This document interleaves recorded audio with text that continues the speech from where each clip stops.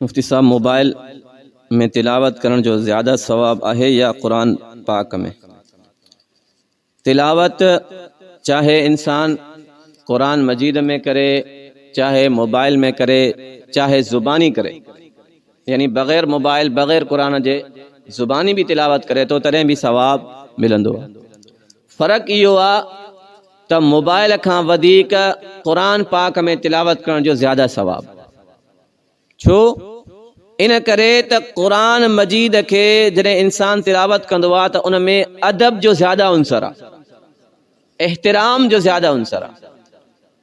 कुरान मजीद खणंदासीं, झोली में रखंदासीं, हथनि में खणंदासीं, रहल ते रखंदासीं, हिकु प्रॉपर तरीक़े सां वेही करे इंसान कुरान मजीद जी तिलावत कंदो आहे। बाक़ी मोबाइल जेको आहे, मोबाइल में उहो अदब न हूंदो आहे, हिकिड़े हथ सां पकड़े तिलावत कंदो वेठो।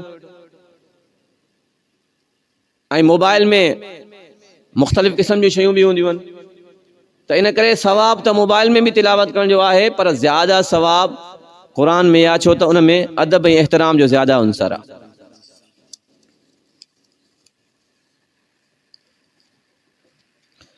मुफ्ती साहब, नियानी जो नालो फजर रखण जायज़ आहे? फजर ख़ास वक़्त जो नालो आहे। फजर जी माना छा आहे? सुबुह जी उभरण वारी रोशनी। फजर जी नमाज के भी नमाज फजर इन करे चइबो आहे छो त उहा सुबुह जे टाइम में आहे, फजर जी नमाज।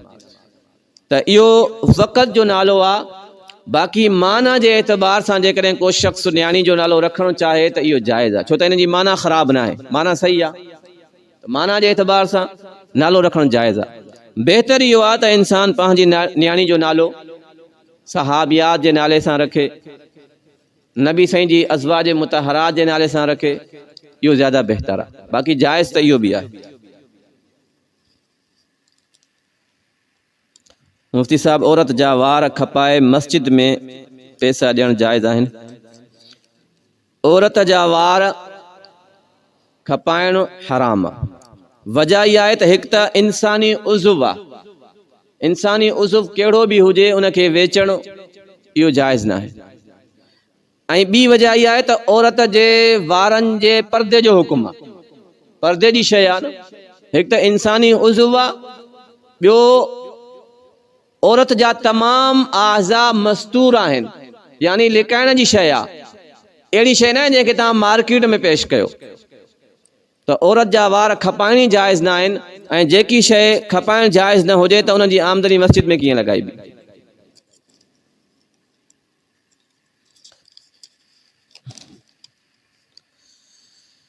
मुफ्ती साहब, मां हिकिड़े शख़्स खे 10,000 रुपया कर्ज़ ॾिनो, हाणे उन मूंखे 11,000 रुपया वापसि ॾिना आहिनि। छा 11,000 सूद आहे या जाइज़ आहे? सूद तॾहिं थींदो आहे जॾहिं तव्हां कंहिंखे कर्ज़ ॾियो था ऐं उन सां इहो मुआइदो कयो था त मां 10,000 ॾियां थो, मूंखे वापसि 11 कजां। कर्ज़ ॾियण वक़्तु जॾहिं तव्हां इज़ाफ़ी रक़म उन सां मुकायो था त मां हेतिरो कर्ज़ ॾियां थो, जॾहिं वापसि कंदे त मूंखे 1,000 2,000 वधीक ॾींदे, इहो सूद आहे ऐं हराम आहे। बाक़ी जेकॾहिं तव्हां कंहिंखे एहसाननि 10,000 कर्ज़ ॾिनो, जॾहिं उन वापसि कयो त उन थोराए ते एतबार सां तव्हांखे 1,000 वधाए ॾिनो, त हीउ शख़्स मूंखे ॾुखे वक़्त में पकड़ियो हुयो, मूंखे 10,000 कर्ज़ ॾिनो आहे, हाणे इंसानियत जे एतबार सां मुंहिंजे लाइ इहो ज़रूरी आहे त मां उनखे 1,000 2,000 वधाए ॾियां, त इहो सूद न आहे, इहो जाइज़ आहे ऐं इहो बहितर आहे। नबी साईं जो मिजाज मुबारक भी इहो हुयो, जॾहिं कंहिंखे कर्ज़ वापसि कंदा हुया त नबी साईं वधाए ॾींदा हुया। एहसान जो बदिलो, हल जज़ाउल इहसानी इल्लल इहसान, एहसान जो बदिलो इंसान हमेशा एहसान सां ॾे। पर अॼुकल्ह असांजे ज़माने में साॻियो कर्ज़ मिलण बि ॾुखियो आहे, त वधाए केरु ॾींदो? पर इहो शइ जेकॾहिं मुक़ररु न आहे, खुटल न आहे, माण्हू पंहिंजे थोराइते जे एतबार सां त मूंखे ॾुखे वक़्त में पकड़ियो आहे, इन एतबार सां जेकॾहिं 500 1,000 2,000 जेतिरा बि वधाए ॾिए थो त इहो वठणु जाइज़ आहे। ऐं कर्ज़ ॾियण वारो मुतालबो न करे, कर्ज़ ॾींदे वक़्तु 10,000 ॾिना आहे, हाणे जॾहिं मोटाए थो त उनखे चए 1000 मां थोरो रखियो, मां मूंखे 1000 वधाए ॾे, मुतालबो जाइज़ न आहे। उहो पंहिंजी मर्ज़ी सां पंहिंजी रज़ामंदी सां तव्हांखे 1000 ॿ वधाए ॾे थो त इहो जाइज़ आहे।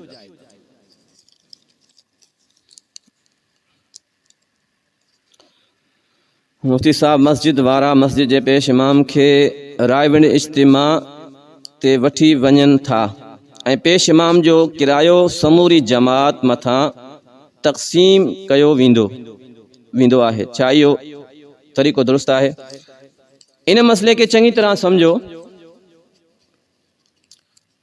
हिकु इहो मसइलो, ॿियो उम्रे जो मसइलो, इहो चङी तरह सम्झिजो। मस्जिद जे पेश इमाम खे जेकॾहिं को जमात जो साथी इज्तिमा ते वठी वञणु चाहे थो, कंहिं जलसे ते वठी वञणु चाहे थो, त जंहिं जमाती जी इहा ख़्वाहिश आहे उहो पंहिंजे ख़र्च ते वठी वञे, पंहिंजी जेब खां पेश इमाम जो आलिम सगोरे जो किरायो भरे, या चंद जमाती गॾिजी करे समूरनि जी रज़ामंदी आहे, 8 जमाती 5 जमाती पाण में मशवरो करे हर हिक जी रज़ामंदी आहे त पेश इमाम पाण खे नमाज़ूं थो पढ़ाए, असांजो हक़ बणे थो त उनखे उमरो करायूं या उनखे रायविंड इज्तिमा ते वठी वञूं, त समूरनि जी रज़ामंदी सां उहे गॾिजी करे जेकॾहिं उनजो किरायो भरनि था त इहो जाइज़ आहे। जेकी ग़लति तरीक़ो आहे, नाजाइज़ तरीक़ो आहे, उहो इहो आहे त हिकिड़े शख़्स खे ख़्वाहिश थी त पेश इमाम खे रायविंड इज्तिमा वठी वञूं ऐं उन बग़ैर इत्तिला जे या बग़ैर रज़ामंदी जे पेश इमाम जो किरायो समूरी जमात खां वसूल कयो।